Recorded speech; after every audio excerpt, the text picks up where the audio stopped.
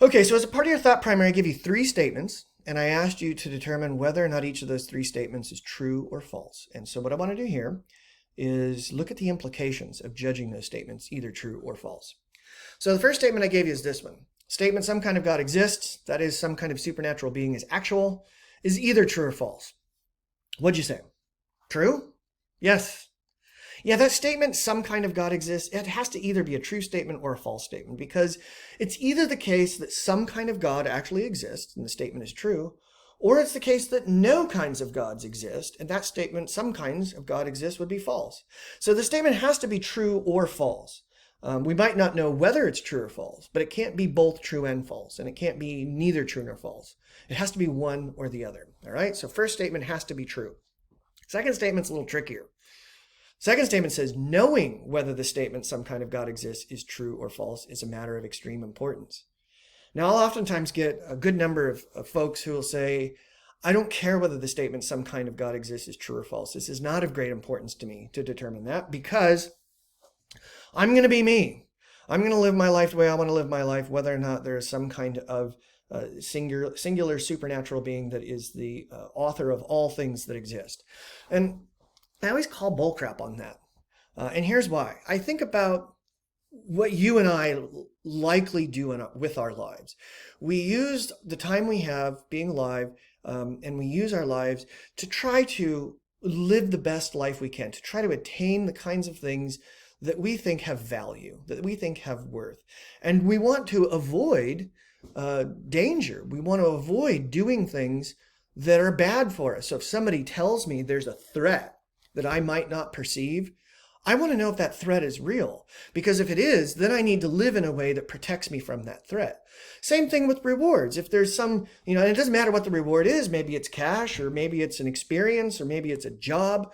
If there's the possibility of me attaining something of great value, then I want to be able to make my best attempt at attaining that thing of value. So I want to avoid the things that are bad for me in this life, and I want to pursue the things that are good for me. And all of this requires that I kind of know the rules of the game. Okay?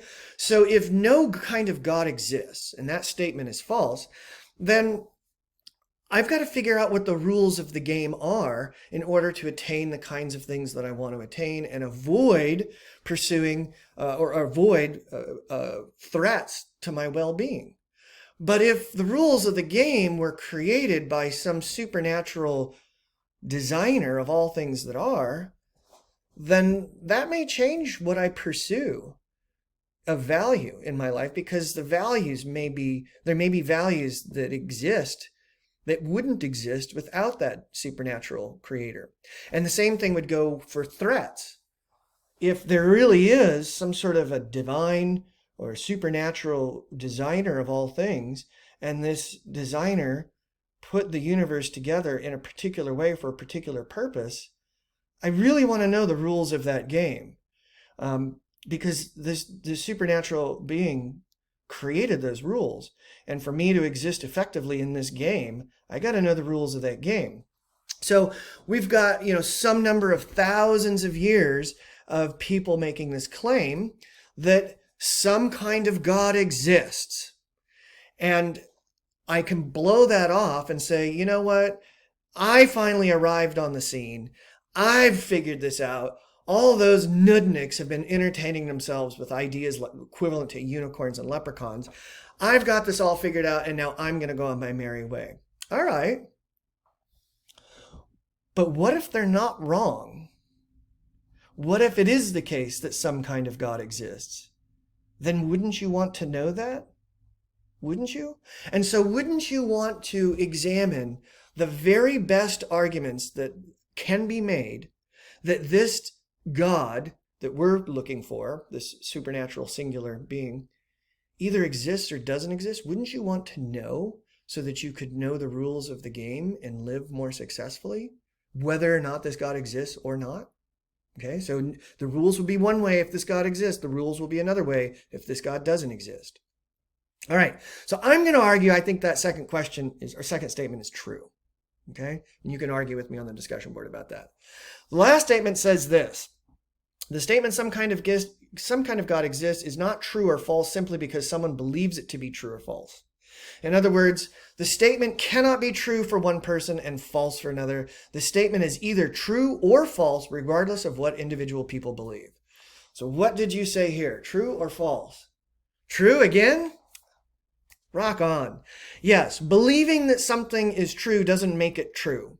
So yes, people can disagree about whether or not God exists. And maybe one person says, I think it's true that some kind of God exists. And I say, I think that's a false statement. I think no kinds of gods exist.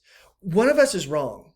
Okay? We can't both be right because we're making a claim about reality and what actually exists. So me believing that there is no such thing as a God doesn't mean that if there is, it suddenly disappears because my belief in it doesn't exist.